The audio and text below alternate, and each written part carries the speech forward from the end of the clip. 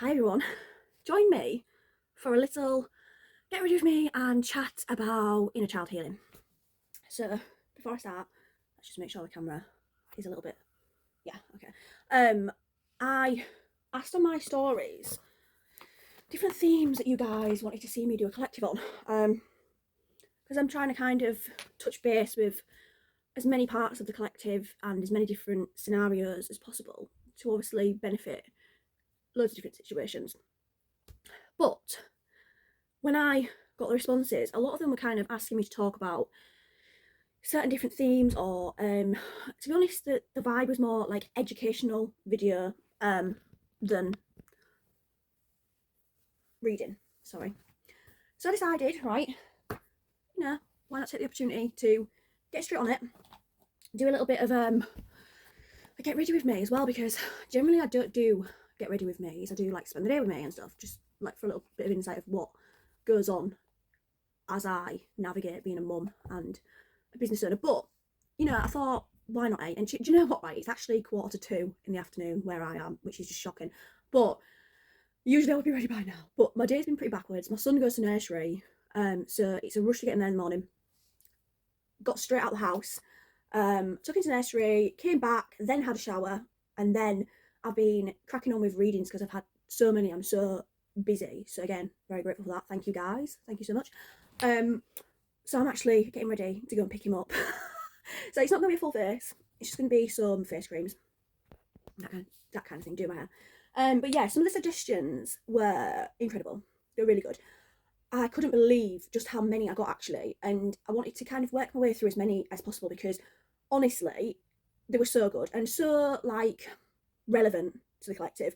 To name a few, we had candle magic, which is very interesting because I was thinking about that one specifically the other day. We had like manifesting, like basically expectations versus reality with manifesting, but also how your intent is important, and kind of to link on with that also energy and psychic attack energy, and where your intent's going, and if you have negative energy, how that manifests in your life and others' lives. Honestly, such good suggestions. But one of the first suggestion was inner child healing. So I wanted to talk about that one today. I'm going to work my way through them. I don't think I'll get time to talk about anything else. So yeah, we're going to talk about inner child healing and why we do it. So do apologise if I look off camera a little bit. I'm just propping my mirror up as well, so I can look in the mirror as well as the camera to get ready. So inner child healing, I wanted to kind of touch on first why we actually do it. To speak about it from a soul's perspective and from a soul's journey, we come into existence, we obviously as a soul create a contract to learn certain things. So nothing's accidental, it's all guided, it's all for the highest purpose of your soul's evolution through the lifetime. So not just this lifetime, but through your lifetimes, and to help you elevate and descend. Now, that being said, you still have an important role in this life. You still have to value this life, and you still have to make the most of it. So that's why the healing on this journey is so important. And when you come to be born as a child, and speaking from a perspective of a mum of a feral 2-year-old, you do often, you're just your own person. Like my son is honestly unbelievably his own person. He's very strong-willed as well. But my influence on my son and his grandparents' influences and everyone else's influence on his throughout his childhood, especially in his formative years, will affect his emotional regulation. It will affect his view. So conditions of worth, that's something that I had to kind of touch upon a lot as when I trained to be a counsellor. And all these things do have a massive impact and a role in your healing journey, as you grow, and when you get to a stage in your life when you decide you're going to tackle your healing and your shadow work. Like, if you're, for example, to use personal examples, I would say that obviously up until probably my early 20s, mid 20s, most of my experiences formed some kind of something within me. So traumas, people's opinions, people's viewpoints, my own experiences, all of them created who I was. And not all negative, some very positive, obviously. But by the time I got to my mid-20s and I started healing, it was a situation of I have to unravel all this mess.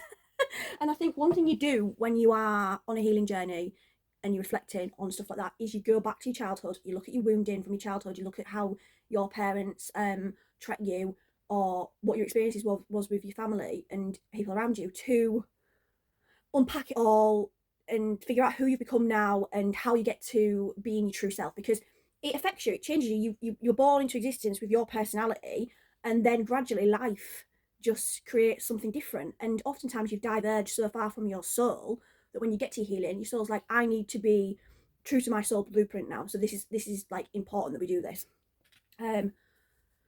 Sorry if I'm shaking. This is my peptides finishing oil. It's absolute miracle cream for anyone that wants to buy. Anyway, it needs a good shake before as it's coming to the end as well, so I've got to tip it instead of using the dropper. So to go back on track, why do we do inner child work? And inner child kind of healing is to soothe that childhood part, because the childhood part of this whole journey of life is so important. Like, if you look back on your childhood, if you've had potentially, like, let's use an example of parenting styles. When I was a kid, when my parents were kids, my grandparents and their generational parenting style generally was children should be seen and not heard, and there was like discipline and physical discipline if they misbehaved, or you didn't backchat your elders. There was like conditions in placed on children and people and how they acted, so that when these children became adults, those conditions and those attachments to the childhood will follow them into their whole life, basically through the whole life. They'll act a certain way because of these things that the parents had imposed on them, and oftentimes it could even be triggering at times. And then they'd go off and have their own kids, right? Sorry about that. There's a knock at my door, typical. So yeah, then they would go off and have their own children, and they would maybe use their parents' parenting techniques on their own children, or if they'd done their own growing and healing, they would make sure that they changed the way they parented their kids. So to come from the perspective of my parents parenting me, they took some of what their parents showed them of how you raise a child, and then they made it their own, and they did things different. And then for me, as somebody who's healing, in an age where we have a lot of changes from when I was a child, like generally nowadays you don't spank children. It's it's not great. We don't agree with that. As a society, we don't always agree with shouting at kids anymore. It's like, gentle parenting seems to be like the trend. So you take into consideration these things to change the way that you shape your child. But also you're human and you're still healing. So it's a scary territory for parents, and I'm sure most parents will agree with that one, especially ones that are healing and go through the healing kind of stages. Like, it can be navigating what's right and what's wrong, can be scary. But anyway, scary. I do digress. Sorry, I'm looking for my tanning mitt now. It's right over there. How typical.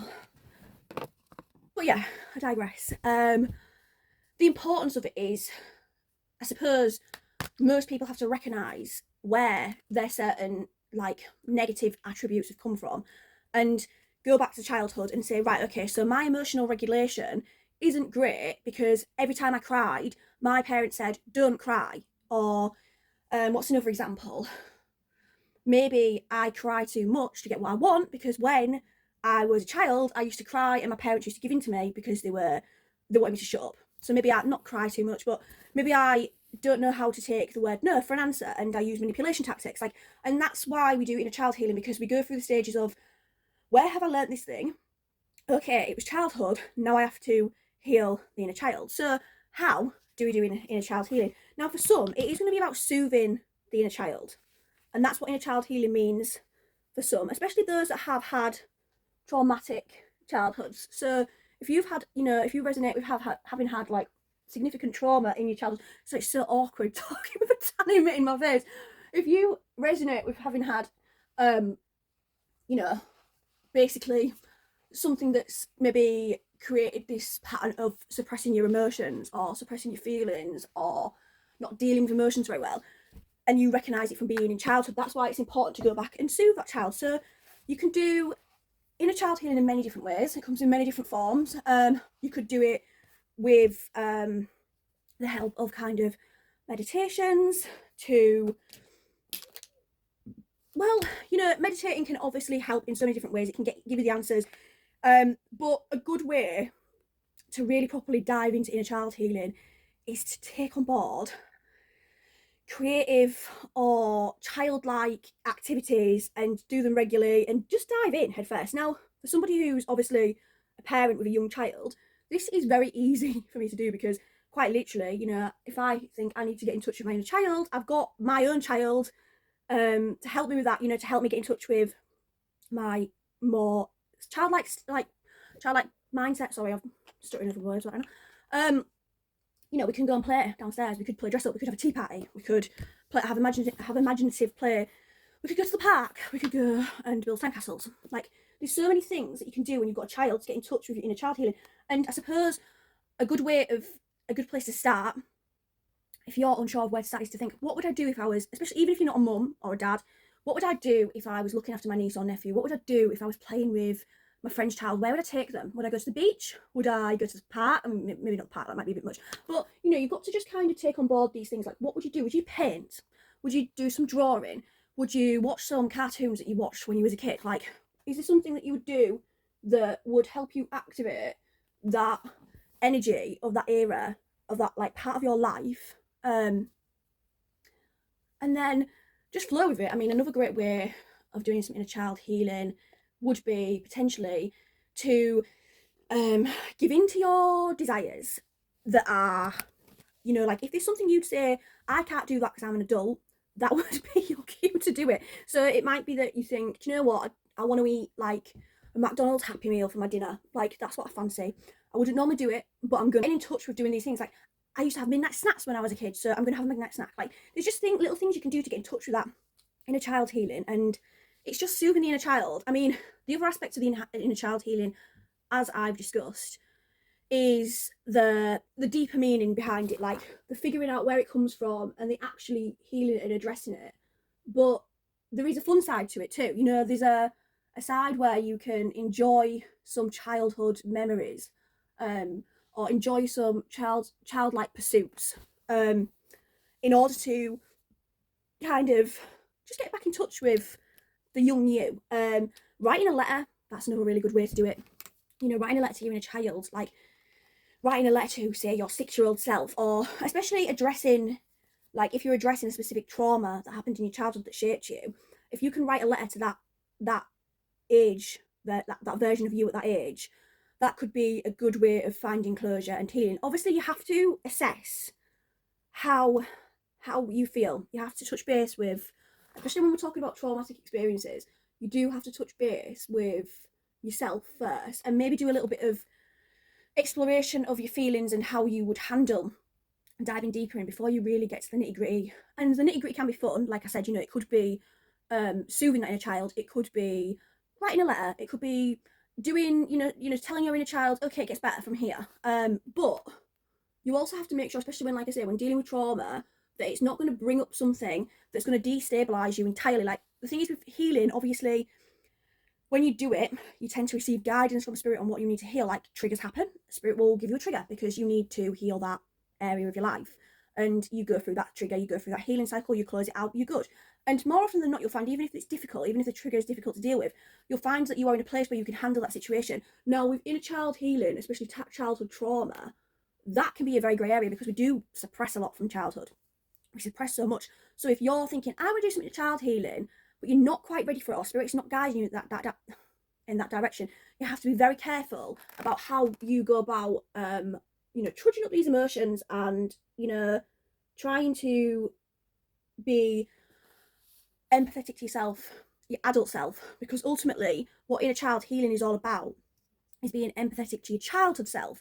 So if you're not showing empathy to adult you and you're pushing yourself into something that's too out of your depth, or you're struggling with it, that's not the right way, because you have to have an empathy for you as a whole. And that's, like I say, one of the core things about inner child healing is having that empathy for you ultimately. And I think that takes me on to the next thing with inner child healing. A lot of people like to do inner child healing, or they find it a good place to start because they find they can have more empathy for their 6-year-old self than they can their 32-year-old self. Like somebody who's, if you're looking back on your past and your past mistakes or things about yourself that you don't like, you probably find it easier to understand and relate to the reasons why 10-year-old Carlie did certain things than 27-year-old Carlie, because at 27 I'm an adult, I should know better, or but at 10 not so much. Like, you know, when I look back on my past, you know, I have more empathy for especially my teenage years when I was a little bit wild and doing some crazy stuff. I do kind of look back and think, you know what, I was growing and I was young and I was like just finding myself and finding who I was, and I have more empathy for that version of me than I do sometimes for the version of me now that is still finding myself at times, or that is still going through healing. Like, I feel like I'm harder on my adult self than I am my teenage self. So, you know, you need to bear in mind that you have to have an empathy, yes, for your inner child, but for you as a whole too. So I don't want to go any deeper into this because this is already a 20-minute over. So I do apologise for it being long-winded. I apologise for it being its usual chaotic craziness with me, where it's never completely goes to plan. And thank you for listening if you've managed to stick it out for this long. And hopefully we'll have another of these chats soon.